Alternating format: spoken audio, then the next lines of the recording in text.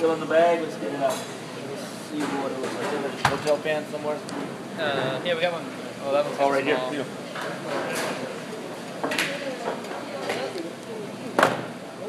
Yeah, it's fine.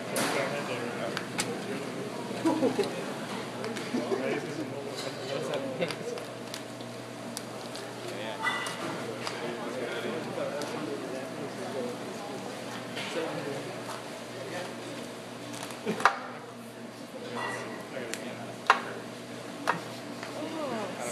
Hey Joe, what happened out there? Yeah. There's a little weird in the back household. Already got blood on that. Oh man. Yeah, you did. I It's not my sentence to see down. my one. We can work down a lot easier. Just an understanding. Yes, Even though I have that sanitation on the thing. There you speaker name.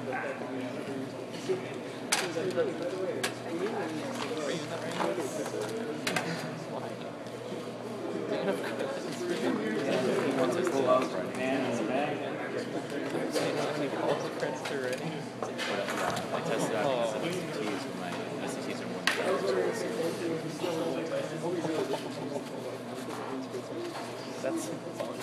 That's one heck of a steak at that end, eh? Yeah. These are extra long. I could eat that. I'll eat them. I could actually. The whole? Yes. You eat the whole one? I think I could. I couldn't anymore. Eat a whole, you got the more getting to be a lightweight. I'll cook a nice steak and then I never ever eat the whole thing. I'll do a ribeye and my favorite part is that outside cap anyways, so usually I end up leaving the whole eye. I think that's why I need to buy a little puppy maybe. My best one sitting is steak. Yeah. How many, 4 pounds? I didn't finish it. That's really neat. You know, I just can't see what we would do with this porterhouse steak if we cut them, but seems like we ought to.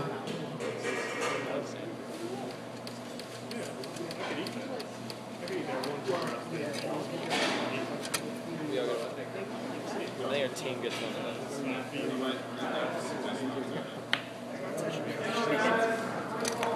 Oh, it's me. Let's grill it. Oh, yeah. Let's grill it.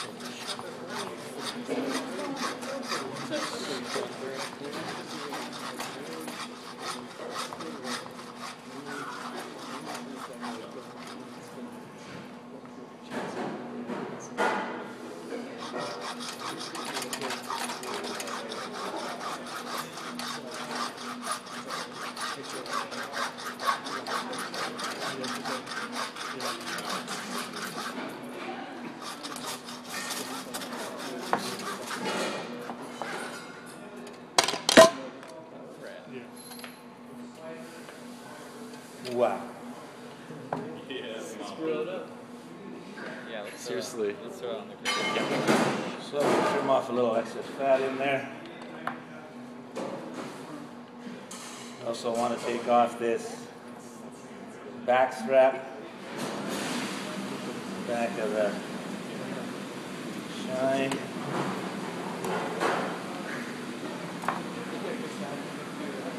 That is a piece of meat, guys. Yeah? That was the chine. The bone? That is the chine bone. You think of the backbone, this would be one half, would be like this. This is one half of the cow. It's cut straight down there through the vertebrae. These are the feather bones, and this is the finger bones, is what we cut between. It separates the steak from the tenderloin on this side from the New York on this side. Worst thing about a porterhouse steak is what? uneven cooking. This end of the New York steak has what's called New York strip is a nerve end. So it has this vein running right through the middle of the meat, which a lot of good places won't serve it. Probably my wife learned on one of our first dates about nerve ends when she saw me arguing with a butcher about not wanting that in New York. No, I want to cut from this end. And this is why, because that whole piece of meat is going to be buggered. So most restaurants will take the first two cuts off that end and use them for, like, again, trim them out for kebabs or stir fries, things like that. Here, these are bone scrapers.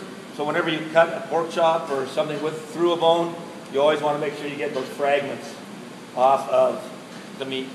I bought enough for each team, so we have them, and we'll have them in this class from now on. Another thing we talked about yesterday, and we'll use tomorrow, I was mentioning those jacquards, the tenderizers. That's what these little guys are. It's a series of needles, and you basically pound the meat. This doesn't need it, but that's how you would maybe even flank steaks or those culottes we have. We'll try that tomorrow.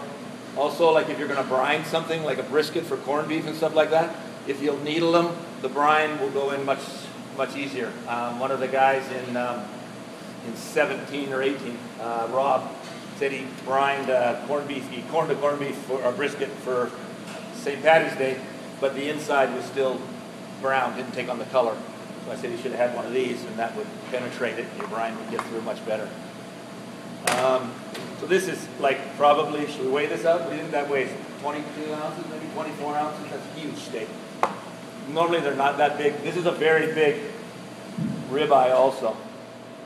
But just for demonstration sense, we did that one. If you guys want to, it's up to your teams how you do it. What we're going to do is trim out a little of the fat, and then we're going to come down the eye here and remove the tenderloin. And I think I'm going to use my longer boning knife for that exercise today.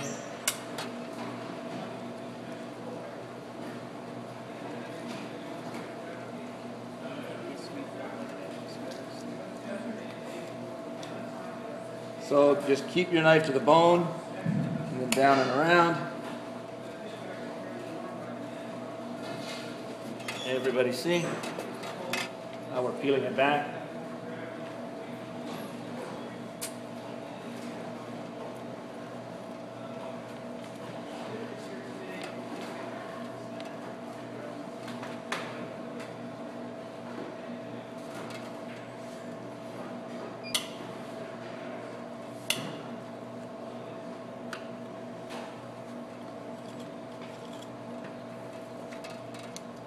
Hard to butcher and show you guys over there. 25.8. Wow. Yeah. So what should we charge him? Like $15 an ounce? Sir, you have a $200 steak today. Okay, so there we go. We've got our tenderloin off. Just put your hands in, and we'll take what's called the chain off. And these we'll save for grinding. We have a grind one day soon. Probably grind tomorrow, because we'll have all these chains and we'll have trim from the steaks. So tomorrow we'll get the grinder set up and do something there. So again, some of these trims came off of the fat, will work for grinding. These guys, you just cut them so they'll go through the grinder easy.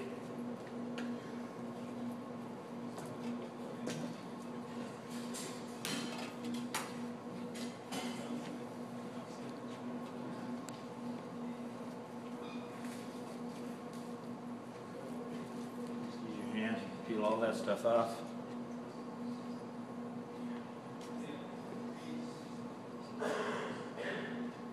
We don't have much of the silver sides because it's still on the tenders. The head was out this direction. Knife under. off. On the back sides, there's a bit of fat. Careful not to take too much off.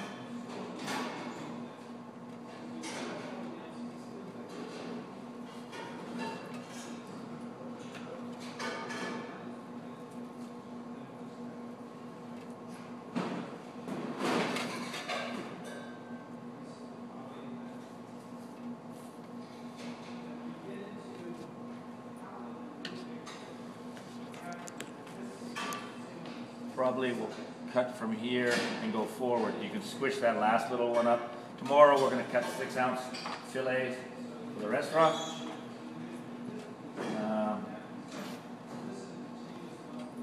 Or start today if you get that far. Hopefully we don't, because we might need to have something to cut tomorrow. Now for the New York, I'll come back to this little guy here. And again, you can see all these feather bones, or finger bones, I mean, come up to the middle. I'm going to get on the other side of them. And we're going to come down.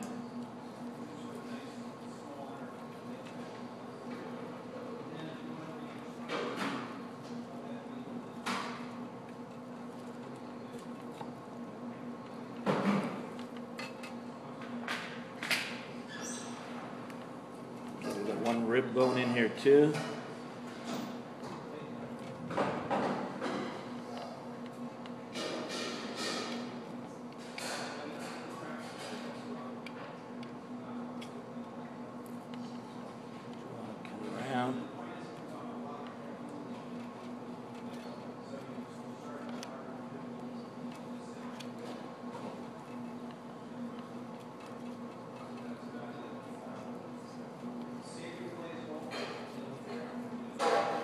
Some of that excess fat out so you can see where the bones are.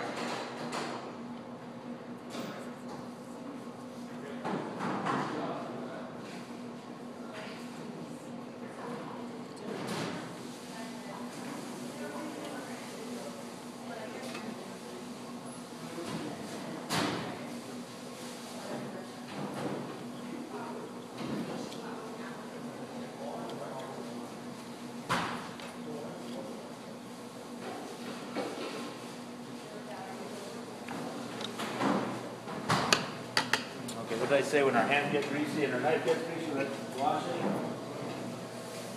and then reattack.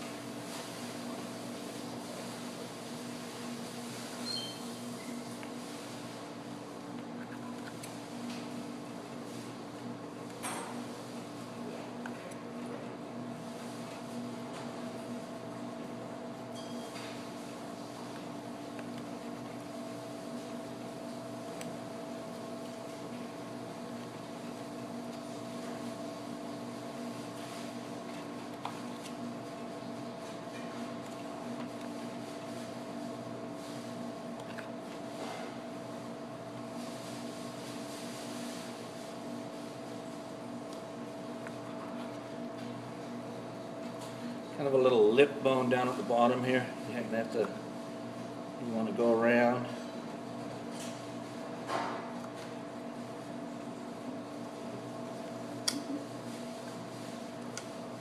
Again, we use the weight of the meat to peel back,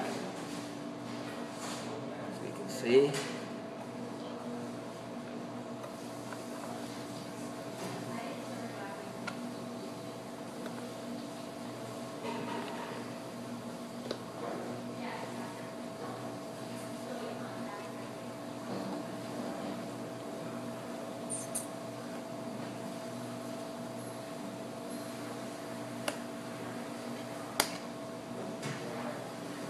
Almost off here. Are you with me?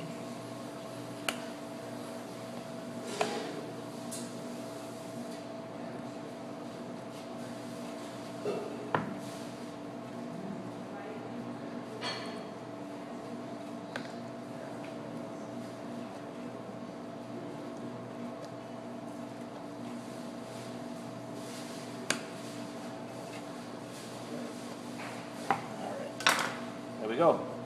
Pretty clean. I left a little in through there, but again, it's been a year or so since I've done one of these. So. Okay. That's your bone structure. Here's your 13th rib. When we trim them, we can get a bit of that meat out of there too. Throw in our grindings.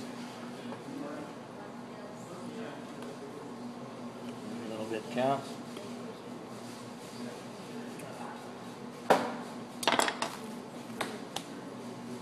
All right, New York strip.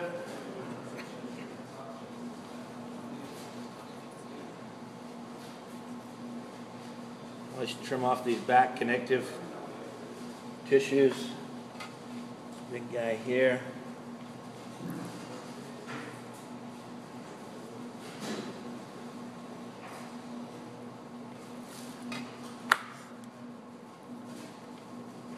There's a piece of meat right here that's kind of like the chain on the tenderloin.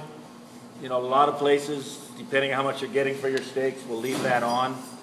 We're cutting for Chef Elmire, so I got a feeling we're going to take ours off. Again, scraping our bone stuff off. So what we'll do is we'll just trim down.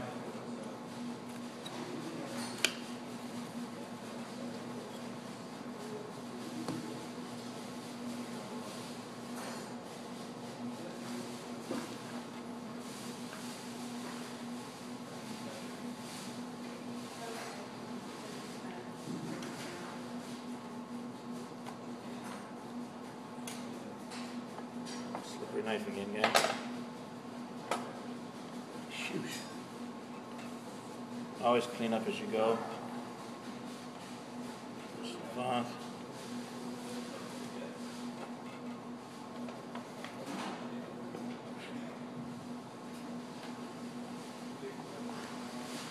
What I've got here too, won't even grind, is the elastine. Is that what we called it yesterday? See, this will be a nice fat to meat lean ratio.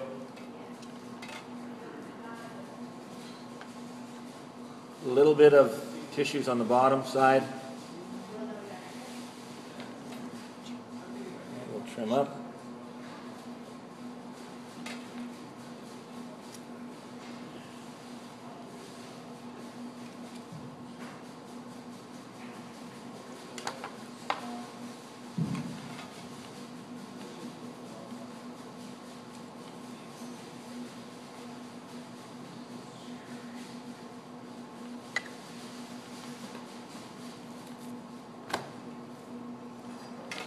Okay.